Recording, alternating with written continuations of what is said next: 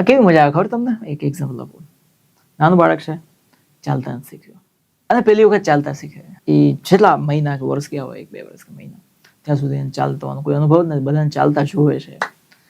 અને for the first time the kid started to walk. એને આખી એની ફિલિંગ જ અલગ હોય. એના ફેસ ઉપર યુ કેન રીડ આખો આમ ઝગમગાટ સ્માઇલ વાળો ફેસ હોય. જોયો હશે તમે. એવી ફિલિંગ આવે જ્યારે ઇંગ્લિશ આપણને ખુદને આવડી જાય. અત્યાર સુધી એ સપના જોતા હોય કે કોઈ ઇંગ્લિશ બોલતું હોય ત્યારે આપણને સરપ્રાઇઝિંગ લાગતું હોય, ને અંદર અંદર ક્યાંક ને ક્યાંક એવી રીતે થતું હોય કે એક દિવસ બસ આવું જ ઇંગ્લિશ બોલવું છે.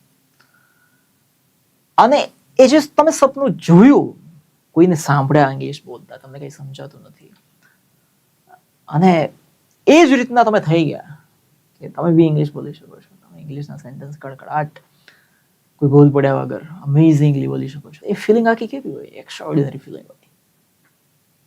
એટલે તો અહીંયા આપણી બેચમાં જે છે એ જ વધારે હું ટ્રાય કરું છું કે you can speak. Homework is pure speaking oriented હોય છે, લેક્ચર્સ બી પ્યોર સ્પીકિંગ ઓરિએન્ટેડ જ હોય છે. બસ રેગ્યુલારિટી ઇઝ મસ્ટ.